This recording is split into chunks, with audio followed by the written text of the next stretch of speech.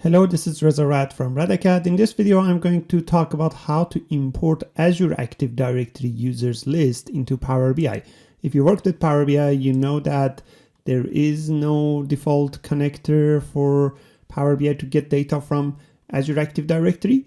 There is one for Active Directory on premises, but not for Azure Active Directory. So I'm going to explain how this is possible and how you can fetch that information.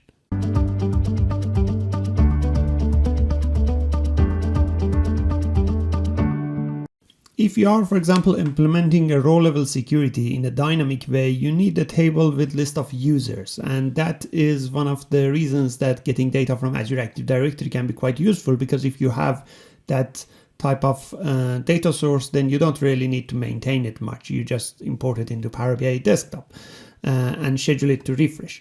Now in Power BI, there are a couple of ways you can get data from Azure Active Directory. One of them is using Microsoft Graph, which I'll explain that separately. It's quite extensive subject by itself. Another is a set of PowerShell commandlets that we can use to export data from Azure Active Directory. In this video, I'm going to talk about the commandlets aspect of Azure Active Directory, how we can import that. So to use that, first you need to run PowerShell. And first of all, I should say special thanks to Aaron Nelson, who helped me a lot in building the demos of PowerShells for this. He's the expert on PowerShell. Use the links down in the description below in my blog article to connect to Aaron. If you have any PowerShell questions, he's your guy to answer all of those.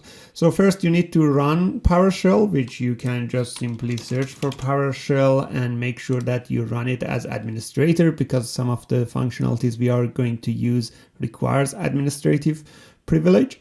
Once you've done that, then in the Windows PowerShell window, use this script, which is install module AZ resources. That would basically install all the Azure resources that we can then use in PowerShell. I already did that, but I just press OK, press enter just to show you what would happen. When you press enter on this, then what would happen is that it is asking that do you want to install it or not, which you should answer yes and then press enter. I already done that, so I'm not going to do it again.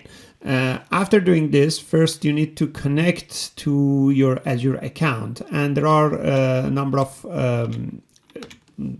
scripts you can use for that. One of them is this connect AZ account.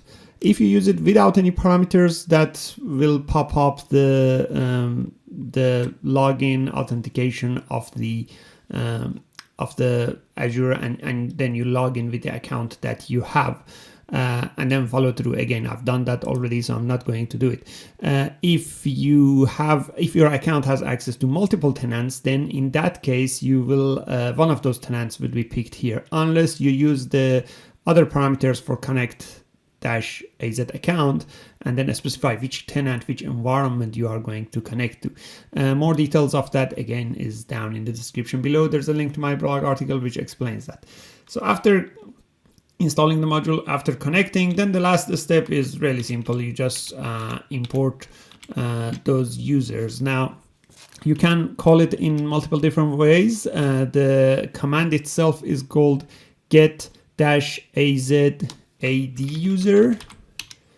Now, because this will populate all the users, which might be quite extensive, I'll just put a hyphen first 10.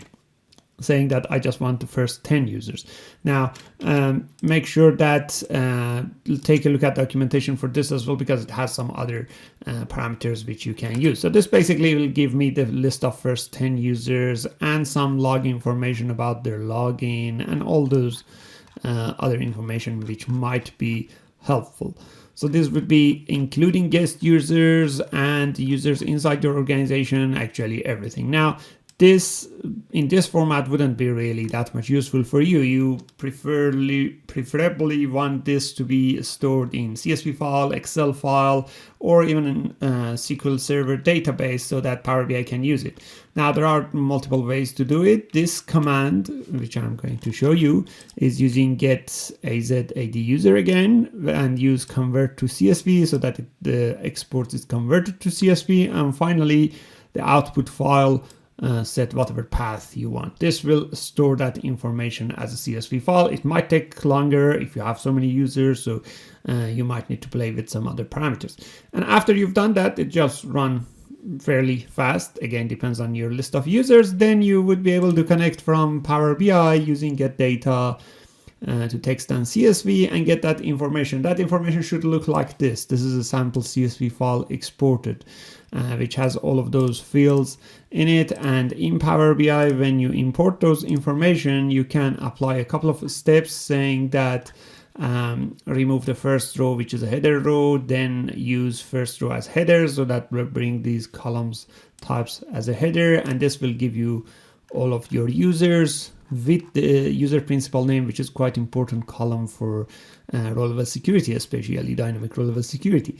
And there is also a column specifically here mentioning that what type of user it is. Is it like guest user or member? Guest users are users outside of your organization. So quite simple method to use. But the consideration here in this video is that the method I showed you here is manual. You have to manually do that, but there is a way that you can schedule it, use a scheduled process to run that PowerShell scripts, and then Power BI refresh automatically picks it from wherever it stores. I might explain that in another video. And as I mentioned, Microsoft Graph method is another method to populate that information. I would explain that also in another video. I hope this helps you in your implementation, especially in dynamic row-level security when your user base is in Azure Active Directory. If you like this video, go ahead and subscribe into our YouTube channel. We have weekly videos on Power BI. Thank you.